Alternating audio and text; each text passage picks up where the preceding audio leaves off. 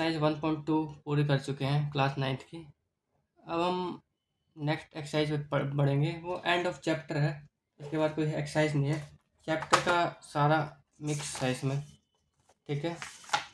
Mix concept पे question दिए गए हैं और कुछ एक्स्ट्रा भी कंसेप्ट है, ठीक है। इसके बाद एंड ऑफ चैप्टर है, ठीक है।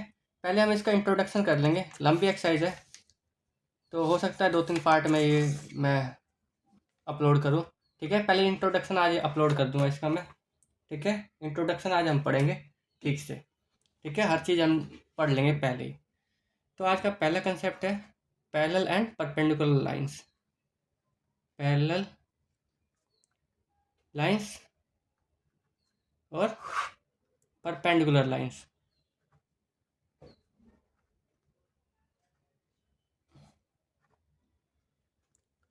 ठीक है। पैरेलल लाइंस क्या होती है? That two lines never meet each other, ठीक है। जो दो लाइन कभी आपस में मिलती नहीं, कभी नहीं। या ये भी कह सकते हो, ठीक है, या दूसरी डेफिनेशन ये भी कह सकते हो, जिन दो लाइनों के बीच का डिस्टेंस कांस्टेंट रहे। Distance between two lines always constant. अगर दो लाइनों के बीच का डिस्टेंस अगर कांस्टेंट रहेगा हर वक्त, तो वो लाइन रहेगी पैरेलल लाइन, ठीक है। जैसे मैं एग्जांपल देता हूँ, जैसे ये लाइन है। अब इसको आगे कितना भी बढ़ाते जाओगे ना, तो इसके बीच का डिस्टेंस मान लो 2 मीटर है, तो ये हर जगह ही 2 मीटर होगी, ठीक है। हर जगह कहीं पे मिलाओ, इन्फिनिटी तक मिला दो बेशक, ये 2 मीटर ही रहेगी, ठीक है। और इसी को कहते हैं कि जो लाइनें कभी ना मिले। बट ऐसा नहीं है, डेफिनेशन में कुछ फ़र्क आ जाता है। मैं दूसरा एग्जांपल देता हूँ, फिर तुम्हें दिखेगा कि ये वाला डेफिनेशन ज़्यादा एक्यूरेट है, कि जिन दो लाइनों के बीच का डिस्टेंस हमेशा कांस्टेंट रहे वो पैरेलल लाइन्स है, ठीक है। जैसे ये लाइन है एक ए बी, ठीक है। ए बी एक लाइन है। अगर मैं इसके ऊपर एक और लाइन बना दूँ, जस्ट ऊपर इसके, ये है बी सी, तो तुम देख सकते हो। अब इस पहले वाली डेफिनेशन के हिसाब से क्या था कि जो लाइनें कभी ना मिले, बट ये लाइनें तो मिली ही हुई है, हर जगह ही मिल रही है। तो वहाँ पे ये वाली डेफिनेशन मतलब ख़राब हो जाती है, जिसमें लिखा होता है कि two two lines that never meet at any point, ठीक है। यहाँ पे ये वाली डेफिनेशन काम आती है कि distance between two lines always constant. तो यहाँ पे देखो, दोनों लाइनों के बीच का डिस्टेंस कितना है हमेशा, तो इन दोनों लाइनों के बीच का डिस्टेंस 0 है, ठीक है। 0 डिग्री लगा रहा हूँ, 0 मीटर सेंटीमीटर जो भी बोल लो, ठीक है। तो हर जगह ये 0 है, देख लो। तो मैं यहाँ पे कह सकता हूँ कि जो ए बी है वो पैरेलल है बी सी के, ठीक है। ये दोनों दोनों लाइनें पैरेलल है, अभी भी पैरेलल है, ठीक है। तो ये डेफिनेशन ज़्यादा सूट करती है कि distance between two lines always constant, ठीक है। तो एक लाइन खुद के पैरेलल होती है। अगर इसी लाइन को कहूँ कि ए बी जो है ए बी के पैरेलल है, तो हाँ बिल्कुल, ए बी खुद के पैरेलल होती है, सारी लाइनें खुद के पैरेलल होती है। तो ये बात समझ में आएगी, ठीक है। परपेंडिकुलर लाइन देखो, तो दो लाइन्स होती है। अगर एक लाइन को यहाँ पे फिक्स कर दूँ, ठीक है, एक लाइन को यहाँ फिक्स कर दूँ, ये फिक्स लाइन है, ठीक है। और एक और लाइन को इसी के ऊपर लगा देता हूँ, ये मूवेबल लाइन है, ठीक है। अभी एक के ऊपर एक है, तो यहाँ पे 0 डिग्री है। जैसे ही ये थोड़ी खुलेगी, थोड़ी सी भी खुलेगी, ये फिक्स वाली है, ये मूवेबल वाली है ये, तो यहाँ पे 2 डिग्री ऐसी और चौड़ी होती जाएगी, 20 डिग्री, 30 डिग्री, 40 डिग्री ऐसे खुलते जाएगा, 45 डिग्री, ठीक है। ये फिक्स करके इसको रोटेट किया जा रहा है बस, ठीक है। ये ऐसे थी, एक सेकंड बस देखो, ये यहाँ पे फिक्स थी यहाँ पे पहले, अब थोड़ा मूव होगी, फिर और मूव होगी, ठीक है। तो जो एक गैप बनता है, यही एंगल होता है, ये 45 डिग्री है। ऐसे ही 60 डिग्री और खुलेगी तो 60 डिग्री, और ऐसे खुलते खुलते ये क्या होता है, ये बिल्कुल इसके ऊपर आ जाती है, जहाँ पे ये 90 डिग्री का एंगल बनाते हैं। तो इसी दोनों लाइनों को मान लो ए बी सी है, तो इन्हीं दोनों लाइनों को परपेंडिकुलर लाइंस कहते हैं। जैसे ए बी जो है परपेंडिकुलर है ए सी पे, ये दोनों कह सकते हो, ये इस पे खड़ी है या ये इस पे खड़ी है, ठीक है। अगर यहाँ से देखोगे तो ये खड़ी है, यहाँ से देखोगे तो ये दोनों आपस में परपेंडिकुलर है, 90 डिग्री का एंगल बनाते हैं, ठीक है। समझ गए, पैरेलल लाइंस और परपेंडिकुलर लाइंस हो गई, ठीक है। अब आगे देखो, अगला कंसेप्ट है रिफ्लेक्शन। रिफ्लेक्शन देख लेते हैं, रिफ्लेक्शन देख लेते हैं। रिफ्लेक्शन, इसको मिरर इमेज भी कह देते हैं। यहाँ पे इमेज, ठीक है, मिरर इमेज। तो रिफ्लेक्शन क्या होता है, देखो एक सेकेंड बस। जैसे ये ग्राफ था, कल हमने इसी पे कुछ काम किया था, इसी को देखो, ठीक है। अगर तुम कभी भी मिरर पे देखते हो, अगर तुम कभी भी मिरर पे देखते हो, यहाँ पे मिरर है, मान लो ये मिरर है, ठीक है। यहाँ पे मिरर को पेंट कर देता हूँ मैं पीछे से, ये मिरर है एक। अगर मैं कोई सा भी ऑब्जेक्ट या कुछ भी चीज़ इसके यहाँ पे रखता हूँ, यहाँ से यहाँ तक 2 मीटर है मान लो, ठीक है। तो ये जो पॉइंट है जस्ट इसके जस्ट सामने, बिल्कुल परपेंडिकुलर, मिरर के परपेंडिकुलर, और पीछे बिल्कुल 2 मीटर पे ही दिखेगी। मतलब यहाँ से यहाँ तक जो गैप होगा और यहाँ से यहाँ तक का गैप सेम होता है रिफ्लेक्शन में। ये बात समझ में आ गई। अब ये मिरर कैसे भी हो, ऐसे पड़ी हुई मिरर भी हो, ये पेंटेड सरफेस है इसलिए पेंट कर रहा हूँ। मान लो ये है 3 मीटर यहाँ पे, तो ये जस्ट इसके परपेंडिकुलर ही नीचे रहेगी और इमेज कहाँ बनेगी, तुम्हारी परछाई, या इमेज, सॉरी परछाई कह रहा हूँ, इमेज यहाँ 3 मीटर नीचे बनेगी। ये बात समझ में आती है, ठीक है। तो यहाँ पे देखो, अब यहाँ पे कोई मिरर नहीं है, यहाँ पे कोई मिरर नहीं है, तो यहाँ पे हमारे को जो ये एक्स एक्सिस है ना, ये एक्सिस है, यही मिरर की तरह काम बिहेव करेगी, ठीक है। जैसे देखो ये पॉइंट है, ये वाला पॉइंट है, ये इसके कोऑर्डिनेट लिख लेता हूँ। ये एक्स पे है -5, कोमा 2, ठीक है। मान लो ये पॉइंट है ए, ये ए पॉइंट है। अगर मैं इसको मिरर मान के चलूँ, तो अगर ये मिरर मान के चलूँ तो बिल्कुल परपेंडिकुलर यहाँ पे आएगी, और यहाँ से यहाँ तक दूरी कितनी है देख लो, यहाँ से यहाँ तक दूरी कितनी है, तो यहाँ से यहाँ तक वाई है, वाई मतलब 2 यूनिट। अब मीटर फिट ये तो डिपेंड करता है, जो भी है 2 यूनिट यहाँ से यहाँ तक की दूरी है। तो इमेज भी इसकी कहाँ बनेगी, 2 मीटर नीचे, मतलब यहाँ +2 है पे, तो यहाँ पे -2 पे बनेगी। और जो x है उसका सेम रहेगा, देखो यहाँ पे जो इस लाइन पे, सारी लाइन पे ये x सेम है, क्योंकि ये जो लाइन है y एक्सिस के पैरेलल है, इस पर पूरे पे ही x सेम रहेगा, ठीक है। यहाँ पे देख सकते हो जो x है -5 है, कोमा -2 है। ये बात समझ में आ गई। तो ये जो ए डैश है, ये इमेज है किसकी, ए की। हम उल्टा भी कह सकते हैं, जो ए है ये इसकी इमेज है। देखो यहाँ पे रखूँ, अगर ऑब्जेक्ट यहाँ पे रहेगा, यहाँ पे, तो उसकी इमेज इधर बनेगी, ये मिरर होगा, मिरर से 2 फीट या 2 मीटर दूर है, तो 2 मीटर अंदर परपेंडिकुलर दूर बनेगा, ठीक है। तो ये इसका मिरर इमेज है, ये इसका मिरर इमेज है। तो हमने क्या देखा, अगर एक्स एक्सिस पे, अगर एक्स एक्सिस को मिरर मान लेते हैं, तो कोई सा भी ऑब्जेक्ट रखते हैं और इसको मिरर मान लेते हैं, तो इस पर एक्स की वैल्यू बदलती नहीं है, दिख रहा है, बस क्या चेंज होता है, वाई, ठीक है। तो अगर मिरर एक्स एक्सिस है, एक्स एक्सिस मिरर है तुम्हारा, तो अगर एक्स वाई पॉइंट है तुम्हारे, तो मिरर इमेज में क्या बनेंगे, वो मिरर इमेज क्या बनेगी उसकी, एक्स तो सेम रहेगा, वाई चेंज हो जाएगा, -वाई, ठीक है, वाई चेंज हो जाएगा। ये बात समझ में आ गई। दूसरे की मिरर इमेज देखो, एक्स एक्सिस पे ही देखूंगा अभी मैं सारे के। ये देखो, ये यहाँ से यहाँ तक कितनी दूरी पे है भाई, यहाँ से यहाँ कितना है, 5 मीटर, और इसी के परपेंडिकुलर 5 नीचे चले जाओ। तो इसके कोऑर्डिनेट लिख लेता हूँ, एक्स पे 4, वाई पे 5। तो तुम बिना सोचे ही कर सकते हो इसको, कि एक्स तो बदलेगा नहीं इसका, वाई बदलेगा, 5 है तो -5। और वैसे भी देख सकते हो, यहाँ पे तुम ड्रॉ करोगे ये वाला पॉइंट, ये लाइन लगाने की जरूरत नहीं है, ठीक है, सीधा ये पॉइंट लिखो और डॉटेड करके लिख सकते हो तुम, कोई दिक्कत नहीं है। तो ये हो जाएगा 4, -5, ये मिरर इमेज हो जाएगी। बट मिरर इमेज किसके हिसाब से, मिरर इमेज एक्स एक्सिस के हिसाब से। अब इसी चीज़ की मिरर इमेज मैं वाई एक्सिस के हिसाब से भी देख सकता हूँ। अगर इसको मिरर मान लूँ तो, अगर इस एक्सिस को मिरर मान लूँ, अगर इस एक्सिस को मिरर मान लूँ, तो यहाँ से यहाँ तक कितनी दूरी पे है भाई? ये अगर शीशा है मेरा ये वाला, तो यहाँ से यहाँ तक कितनी दूरी पे है? देख लो, यहाँ से यहाँ तक कितना है? 4।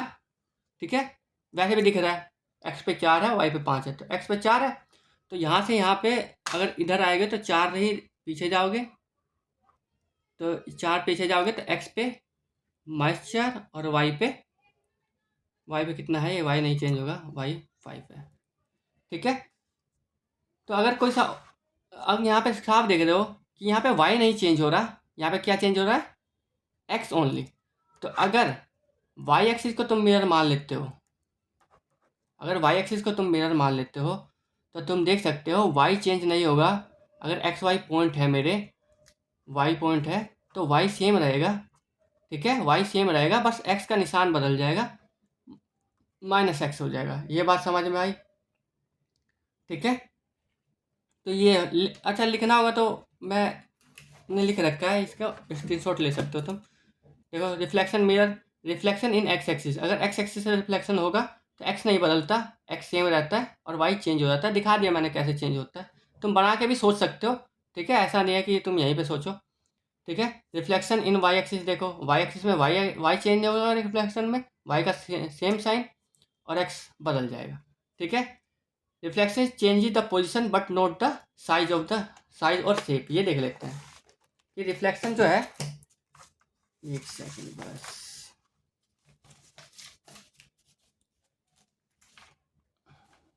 हाँ ये देख लिया। अब देखो मैं कुछ बनाता हूँ, इसको हटा देते हैं पेज को, या तो एक सेकंड दो मुझे। ये है जैसे, अब यहाँ पे एक शेप बना देता हूँ मैं, कोई सी मान लेते हैं, कुछ शेप है 2-2 मीटर का बना देता हूँ। यहाँ से शुरू करता हूँ और ऊपर भी 2, ऊपर भी 2।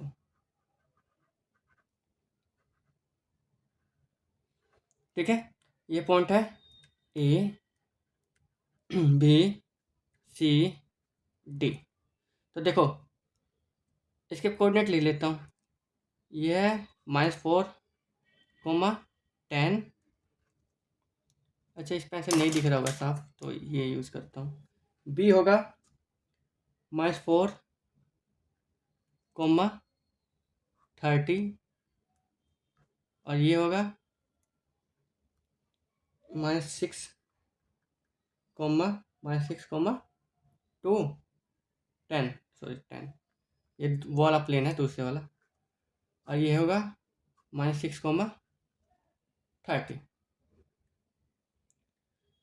अब इसका जो इमेज है, तुम वाई एक्सिस के हिसाब से इधर देख सकते हो, एक्स एक्सिस के हिसाब से यहाँ देख सकते हो। तो एक्स एक्सिस के हिसाब से देखोगे तो एक्स नहीं चेंज होगा, एक्स 4 वाई -10, तो 4 -10 यहाँ पे आएगा एक पॉइंट, इसका इसका आएगा इसी पे -10, इसका आएगा इसी लाइन पे -30, इसका आएगा इसी लाइन पे ये। तो देख रहे हो, ये बनेगा। ठीक है, तो इसका मतलब क्या है कि जो मिरर इमेज है वो वो शेप चेंज नहीं करता, साइज चेंज नहीं करता, बस पोजीशन चेंज करता है। ठीक है, लिख देता हूँ मैं। अच्छा, लिखा तो हुआ ही है, एक सेकंड बस तो। देखो, reflection changes the position change करता है बट नॉट द साइज और शेप ऑफ द फिगर। कोई सी फिगर हो तो उसकी साइज और शेप चेंज नहीं करता, बस पोजीशन चेंज कर देता है। ठीक है, और किसी भी एक्सिस के हिसाब से तुम रिफ्लेक्शन को देख सकते हो। अब नया टॉपिक आ गया हमारा, इस पे कर लेते हैं। ये आ गया नया टॉपिक, कोलिनियर पॉइंट्स। क्या आ गया? Collinear points.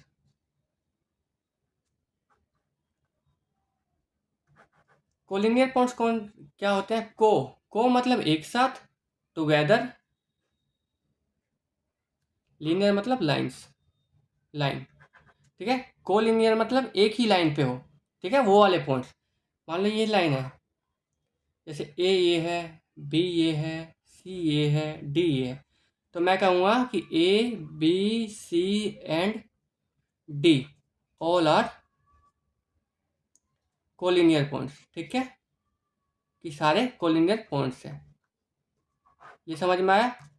ठीक है, बट हमारी जो क्लास में, क्लास 9th में 3 ही पॉइंट के बारे में दिया गया है। 3 पॉइंट को कोलिनियर प्रूफ करना दिया गया है। 3 पॉइंट्स आर कोलिनियर, यही प्रूफ करने के लिए दिया हुआ है। अगर 3 पॉइंट कोलिनियर होंगे तो उसको प्रूफ कैसे करेंगे कि 3 पॉइंट कोलिनियर है? तो इसके लिए देखो, इसके लिए हम पहले पढ़ लेते हैं डिस्टेंस फॉर्मूला।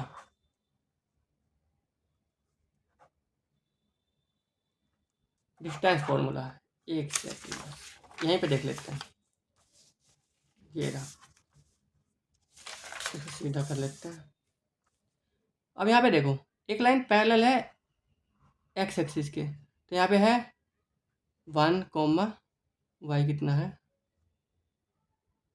एक्स है 1, वाई है कितना है, ये 20 मान लेते हैं, -20। इसको भी वाई सेम रहेगा क्योंकि एक्स के पैरेलल है ना, -20 और ये है 7। तो जब पैरेलल लाइंस रहते हैं ना एक्सिस के, तो इसका डिस्टेंस निकालने में ज़्यादा दिक्कत नहीं होती, क्योंकि ये वाई एक्सिस इसमें मायने नहीं रखती ज़्यादा। अगर डिस्टेंस निकालना है तो जस्ट पीछे बड़े वाले में से छोटे वाले घटा दो, 7 - 1 = 6 यूनिट। ठीक है, बट हमेशा ऐसा नहीं होता कि लाइंस पैरेलल होती है एक्सिस के। कोई कोई सी लाइन तिरछी भी होती है, टेढ़ी होती है, ऐसे। तो इसमें, इस केस में दोनों ही चीज़ बदल जाती है। जैसे यहाँ पे एक लाइन खींचूँगा मैं, ये खींच ली, मान लो ये खींच दी।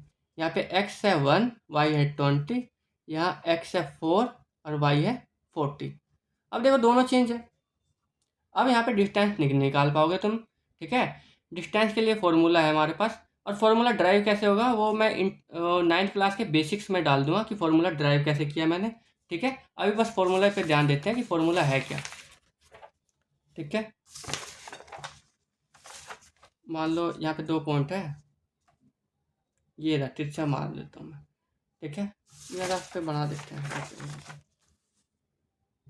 एक सेकेंड, यहाँ पे पॉइंट है 2, ये लाइन है, यहाँ x1 y1 कोऑर्डिनेट है, कुछ भी हो सकते हैं, 5 2 7 1 कुछ भी।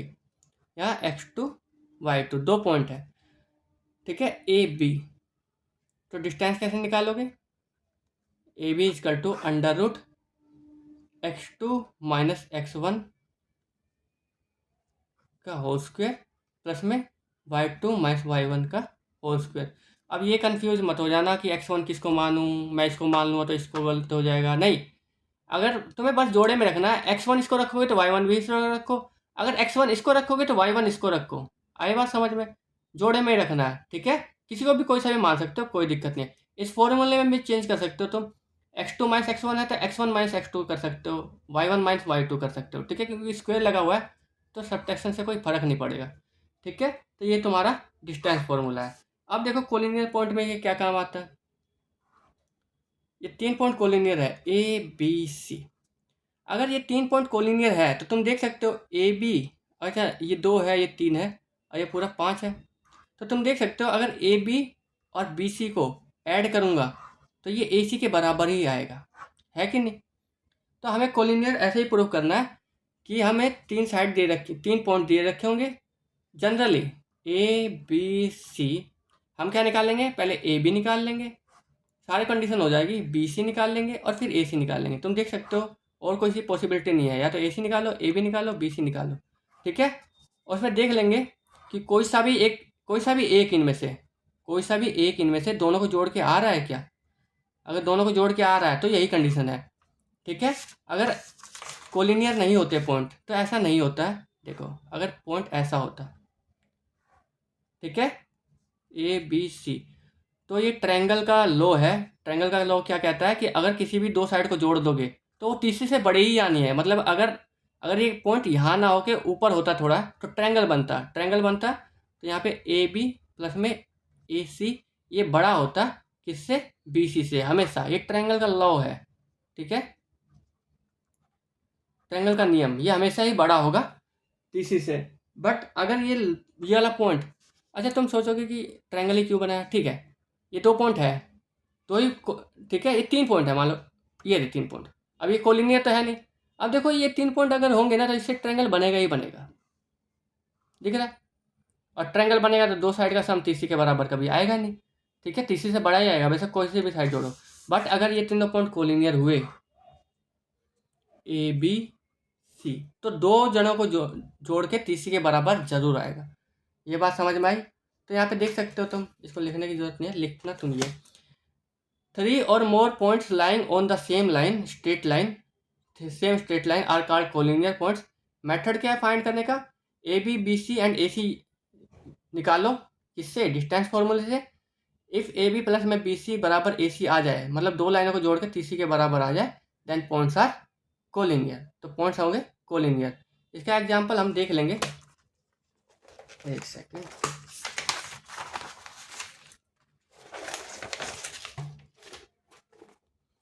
इसका एग्जांपल देखो, लिख रखा है, हाँ नहीं लिख रखा, ठीक है। यहाँ पे देख सकते हो, ये देखो ये तो दो ही पॉइंट है, ठीक है। इसका सीधा क्वेश्चन करेंगे हम जब हम एक्सरसाइज में आएंगे, वहीं पे तुम्हें वहीं पे देख लेना। बस ये याद रखना कि अगर कोलिनियर है 3 पॉइंट तो किसी भी दो जनों को जोड़ के तीसरा जरूर आना है। ये बात समझ में आ गई। ये कोलिनियर हो गया, डिस्टेंस फॉर्मूला हो ही गया हमारा, ठीक है। कोलिनियर के लिए एक पॉइंट मैं दे देता हूँ।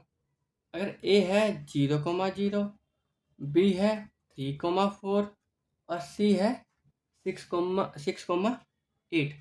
अब यहाँ पे देखो ए बी निकालो, तो ए बी मैंने क्या कहा था, √(x2 - x1) का होल स्क्वायर प्लस में y2 - y1 का होल स्क्वायर। x2 देखो किसी को भी अच्छा ए बी निकाल रहे हो ना, तो बस इन दोनों को देखो, मैंने x2 और x2 y2 इसको मान लिया, x2 y2, ठीक है, x1 y1 इसको मान लिया। तो ये है 3 - 0, 3 का स्क्वायर, 4 - 0 4 का स्क्वायर, ये आ जाएगा 9 प्लस में 16 √25, तो ये आ जाएगा 5, ठीक है। ए भी निकल गया। अब मैं निकाल रहा हूँ बी सी, कुछ भी निकाल लो पहले, कोई दिक्कत नहीं है, ठीक है। तो यहाँ से मैं निकाल लूँ, फिर से फॉर्मूला नहीं लिखता मैं, x2 y2 इसको रख लेता हूँ, x1 y1 इसको रख लेता हूँ। तो 6 - 3 3 का स्क्वायर, 8 - 4 4 का स्क्वायर, तो ये आ जाएगा सेम टू सेम है देखो, तो ये अभी आ जाएगा सोल्व करके 5, ये बी सी आ गया।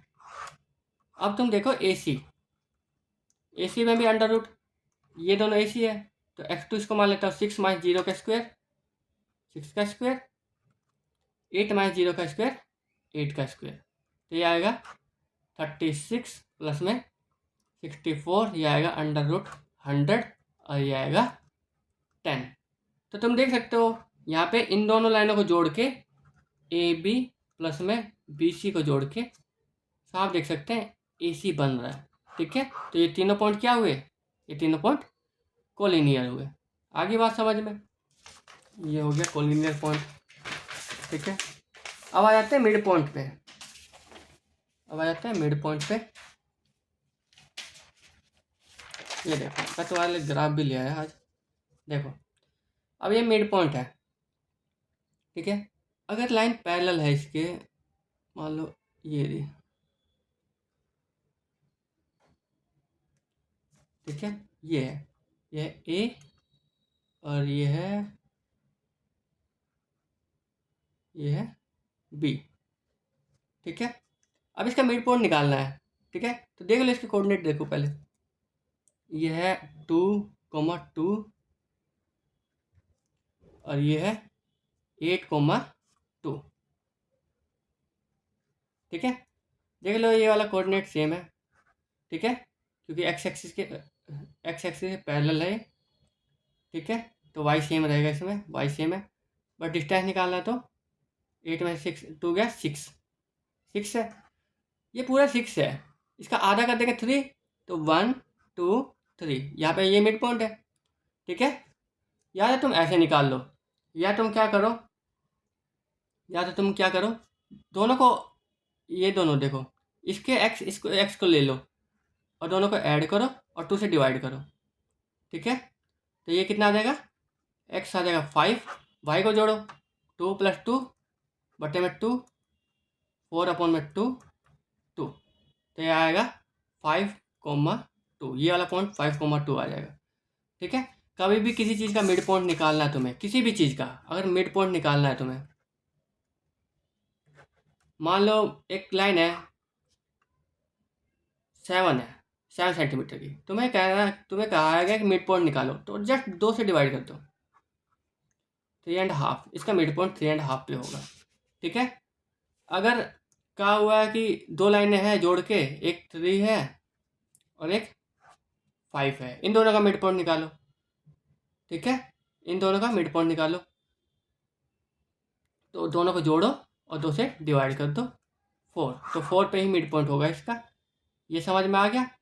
तो मिड पॉइंट निकालने के लिए हमारे पास ये चीज़ होगी कि अगर 2 पॉइंट है, ये है x1 और y1 और ये है x2 और y2, और हमें चाहिए भाई इसका मिड पॉइंट बिल्कुल सेंटर वाला, और उसके कोऑर्डिनेट चाहिए। तो कोऑर्डिनेट कैसे नहीं मिलेंगे मिड पॉइंट के, m डाल देता हूँ इसको मैम। तो m के कोऑर्डिनेट कैसे मिलेंगे, इस दोनों को x को जोड़ो, 2 से डिवाइड करो, और y कितना आएगा, y1 प्लस y2 अपॉन में 2।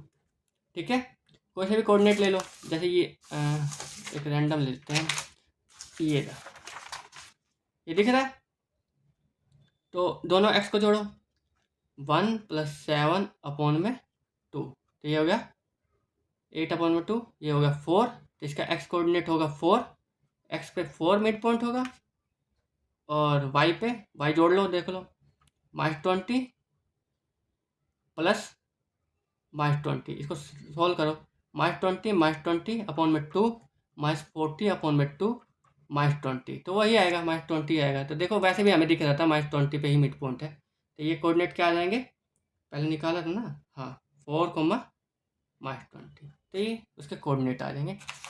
आई बात समझ में। तो कभी भी मिड पॉइंट निकालना है किसी भी पॉइंटों का, 2 पॉइंटों का, तो ऐसे निकालेंगे, उन दोनों को जोड़ेंगे, 2 से डिवाइड कर देंगे, वाई एक्स वाले को भी और वाई वाले को भी।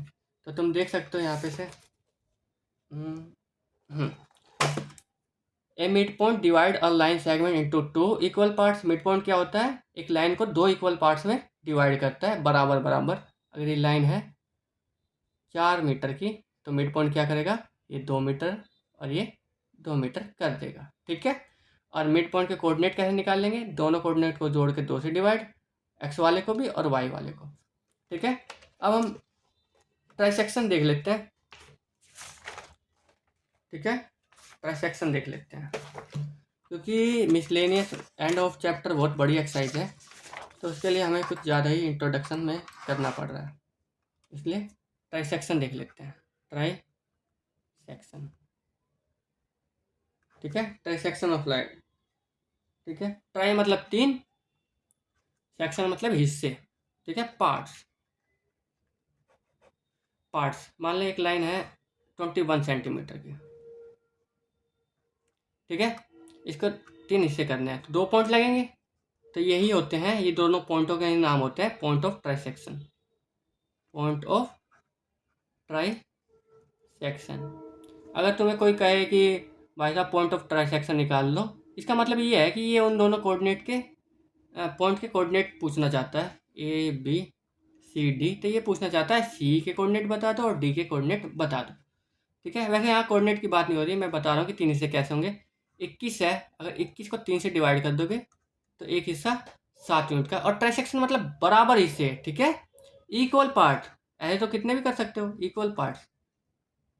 ठीक है, 3 इक्वल पार्ट्स में एक लाइन को डिवाइड करना ही ट्राइसेक्शन होता है, और ये 7 हिस्से हो जाएंगे, 7 7 7 जोड़ के देख सकते हो तुम, 21 हो रहा है।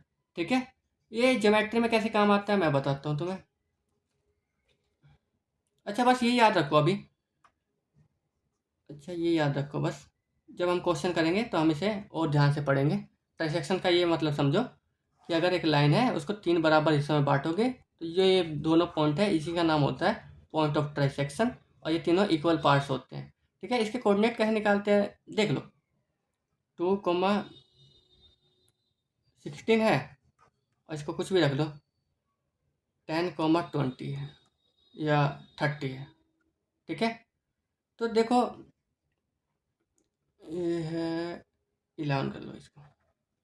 ठीक है, अब ट्रांसेक्शन क्या है, इसका गैप देख लो, 2 और 11 में गैप कितना है, 9 का, 9 का गैप है, और 9 के गैप को बराबर बराबर हिस्से में बांटोगे तो 3, 3 3 9, तो मतलब 2 है, अगला कितना होगा इसका, 3 ज़्यादा, प्लस का 3 है ना, तो इसका होगा अगला 5, एक्स एक्सिस, वाई की बात नहीं कर रहा अभी मैं, और इसका अगला 3 और जोड़ दो 8, और इसका अगला 11 जो कि है, ठीक है। वाई को भी ऐसे देखो, 30 में से 16 गए, कितना बच जाएगा, 14, अरे 15 बचा लो इसमें, 16 से 15 कर लो, 30 में से 15 गए, 15/3, 5 5, तो 5 5 का गैप होना चाहिए, 15 है तो अगला 20, तो 5 था ही, एक्स वाला आ ही गया था, ये 20 हो गया, और ये 5 और 25, तो ये ट्रांसेक्शन के पॉइंट्स आ गए, ठीक है। तो ये पॉइंट ऑफ ट्रांसेक्शन हो गया, ये बात समझ में आ गई। अब लास्ट टॉपिक आज का पढ़ लेते हैं, circle. Circle on Cartesian plane. Circle देख लेते हैं। सर्कल की खास बात क्या होती है, सेंटर होता है इसमें, एक फिक्स पॉइंट, ठीक है, ठीक है, एक फिक्स पॉइंट कर लिया, ये रहा, ये फिक्स पॉइंट है, यही सर्कल का सेंटर है, ठीक है। अब इससे मान लो 5 सेंटीमीटर दूर मैंने एक पॉइंट लगा दिया, ये रहा, ठीक है, ये 5 सेंटीमीटर दूर है, 5 सेंटीमीटर। अब इससे 5 5 सेंटीमीटर पे करोड़ों पॉइंट लगा दो, देखो मैं लगाता हूँ, 1 2 3 5 5 सेंटीमीटर पे लगाते जाओ लगाते जाओ लगाते जाओ, अरबों खरबों लगा दो, ठीक है।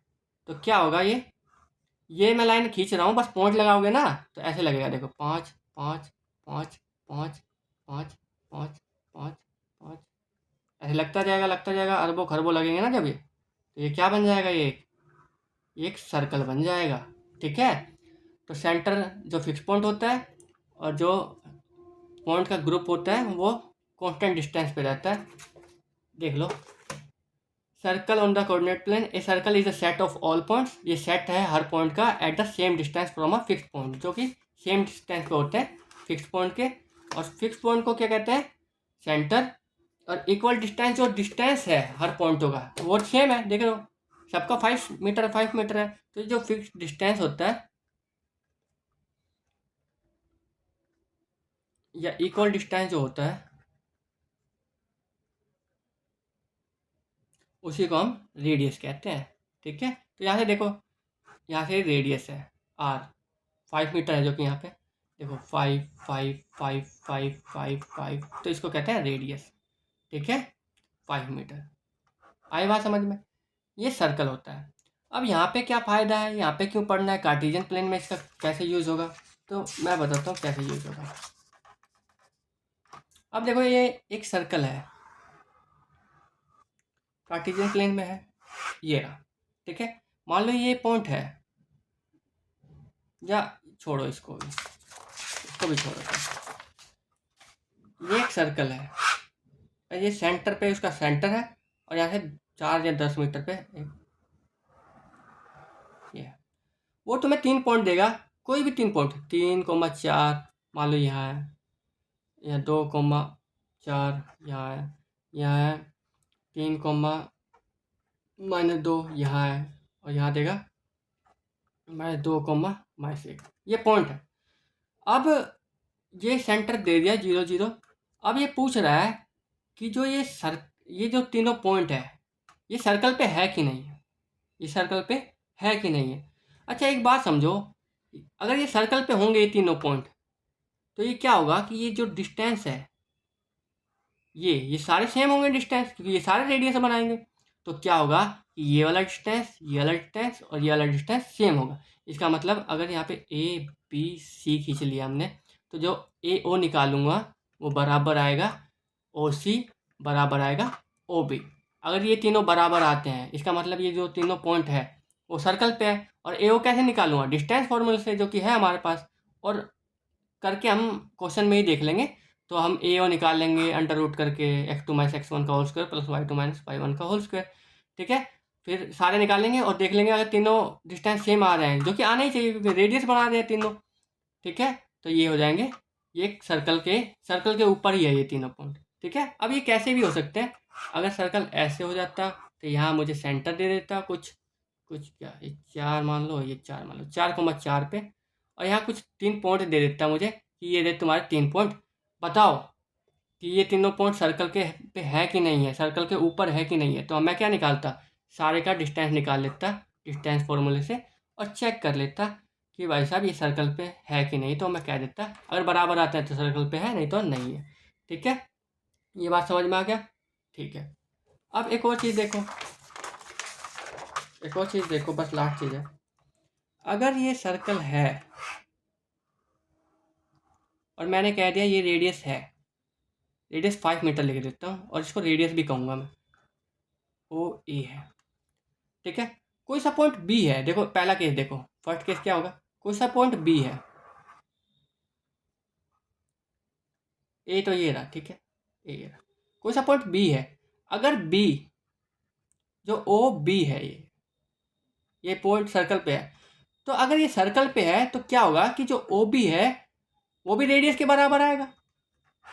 मतलब अगर ओ बी जो डिस्टेंस है वो बराबर आ गया रेडियस के, तो जो बी पॉइंट है वो कहाँ होगा, वो सर्कल के ऊपर होगा, ठीक है। सर्कल के ऊपर अगर ये डिस्टेंस रेडियस के बराबर आ जाती है तो मतलब जो पॉइंट बी है वो ऑन द सर्कल है। बट अगर क्या हो, ये बाहर हो तो क्या होगा, देखो अगर बी यहाँ है तो देखो रेडियस तो इतनी है, बट ओ बी निकालोगे यहाँ से यहाँ तक तो ओ बी क्या आएगा, ओ बी बड़ा आ जाएगा, किससे, रेडियस से। अगर ओ बी रेडियस से बड़ा आ गया तो तुम समझ जाओगे जो बी पॉइंट की बात हो रही है वो कहाँ है, वो आउटसाइड द सर्कल है। कहाँ है, आउटसाइड है, बाहर है, ठीक है। और तीसरा केस क्या बनता है, अगर कोई सा पॉइंट ये है, ए ओ है ये, और ये रेडियस है आर, तो अगर कोई सा पॉइंट ए है, मान लो यहीं पे है ए तो दिख रहा है ये ए है ये, तो तुम साफ देख सकते हो जो ए ओ ए निकालेंगे इसका डिस्टेंस जो होगा छोटा होगा रेडियस से, तो तुम समझ जाओगे जो ओ ए निकाल रहा है तो छोटा आ रहा है रेडियस से, इसका मतलब ये जो ए पॉइंट है ये इनसाइड है सर्कल के अंदर है। तो हम जस्ट डिस्टेंस से बता सकते हैं कि पॉइंट है जो बाहर है सर्कल के, या अंदर है, या ऑन द सर्कल है, ठीक है। तो इसको लिखना ऐसे है, देख लो, इफ डिस्टेंस स्मॉलर देन, यहाँ जिधर मुंह बंद होता है वो छोटा, मतलब डिस्टेंस जो निकाल ले वो छोटी होगी रेडियस से। अगर डिस्टेंस छोटी होगी रेडियस से इसका मतलब पॉइंट है इनसाइड। इफ डिस्टेंस बराबर रेडियस के, अगर जो डिस्टेंस बनाएंगे ये निकालेंगे जो बराबर रेडियस के होगा वो पॉइंट ऑन सर्कल होगा। अगर डिस्टेंस बड़ा होगी रेडियस से ये आउटसाइड ऑफ सर्कल होगा। तो इससे हम प्रूव कर देंगे कि पॉइंट कहाँ पे है, ठीक है। अगर वो किसी पॉइंट के बारे में पूछता है कि ये पॉइंट इनसाइड है या आउटसाइड है या ऑन द सर्कल है, तो इससे हम बता सकते हैं डिस्टेंस फॉर्मूले से, ठीक है। ये लगभग पूरा हो गया एंड ऑफ चैप्टर का इंट्रोडक्शन। अगर कुछ रहता है तो वो हम सवाल के साथ ही करते रहेंगे। Thank you for today.